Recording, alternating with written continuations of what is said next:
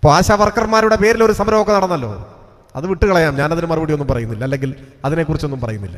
പക്ഷേ കേരളത്തിലെ നമ്മുടെ സഹോദരിമാർ, ആശാ വർക്കർമാർ, യഥാർത്ഥ ആശാ വർക്കർമാർ, ഒന്നാം പിണറായി സർക്കാർ അധികാരത്തിൽ വരുമ്പോൾ 1000 രൂപയായിരുന്നു ഓണറേറിയം. 1000 ഇപ്പോ 9000, 9 ഇരട്ടിയായി വർദ്ധിച്ചു ആ ഓണറേറിയം.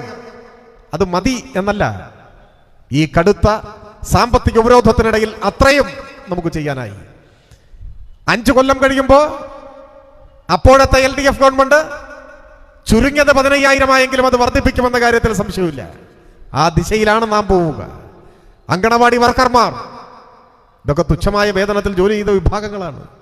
4500 രൂപയിൽ തുടങ്ങിയതാണ്, ഇപ്പൊ 15,000 ആയി.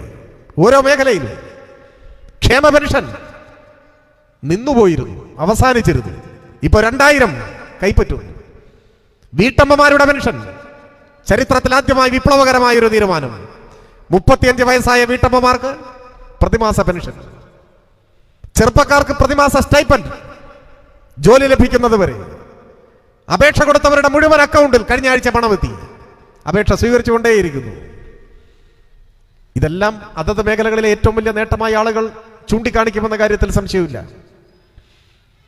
എല്ലാ വിഭാഗത്തിന്റെയും ജീവിതത്തിൽ അനുഭവേദ്യമായ മാറ്റങ്ങൾ. പവർ കട്ടും ലോഡ് ഷെഡിങ്ങും ഇല്ലാതെയായി. സ്കൂൾ കുട്ടികൾക്ക് സ്കൂൾ തുറക്കുന്നതിന് മുൻപ് പാഠപുസ്തകം കയ്യിൽ കിട്ടുന്നു. മുമ്പ് പരീക്ഷക്കാലത്ത് പോലും പുസ്തകമില്ല. കേരളത്തിൽ ഏതെങ്കിലും റോഡുകളിൽ ഇപ്പൊ നിങ്ങൾക്ക് വാഴ കാണാൻ പറ്റും. 10 കൊല്ലം മുമ്പുള്ള കാര്യം ആളുകൾ മറന്നു. അന്ന് ഈ കേരളത്തിൽ അങ്ങോളം ഇങ്ങോളം പൊട്ടിപ്പൊളിഞ്ഞ വലിയ ഗർത്തങ്ങളായി മാറിയ റോഡിലെ കുഴികളിൽ അതത് പ്രദേശത്ത് കക്ഷി രാഷ്ട്രീയത്തിന് അതീതമായ ആളുകൾ പ്രതിഷേധ സൂചകമായി വാഴ നടും. അതായിരുന്നു പ്രധാന പരിപാടി അന്ന്. ഇപ്പൊ കേരളത്തിൽ റോഡിൽ എവിടെയെങ്കിലും വാഴയുണ്ടോ? ഇല്ല, റോഡിൽ കുഴിയില്ല. വലിയ മാറ്റം ആ രംഗത്തുണ്ടായി.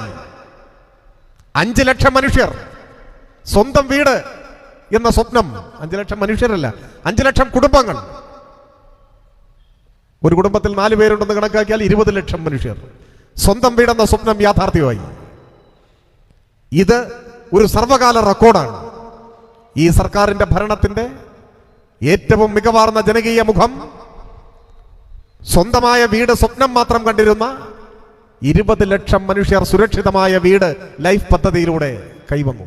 ഇങ്ങനെ എല്ലാ രംഗങ്ങളിലും മാറ്റം, വലിയ വളർച്ച, ക്ഷേമ പദ്ധതികൾ, വൻകിട വികസന പദ്ധതികൾ വേറെ, ഗെയിൽ പൈപ്പ് ലൈൻ, K-ഫോൺ, വിഴിഞ്ഞം port, Kochi Edamon power highway, ദേശീയപാത വികസനം, തീരദേശ ഹൈവേ, മലയോര ഹൈവേ, ജല മെട്രോ, അങ്ങനെ അങ്ങനെ പോകുന്നു.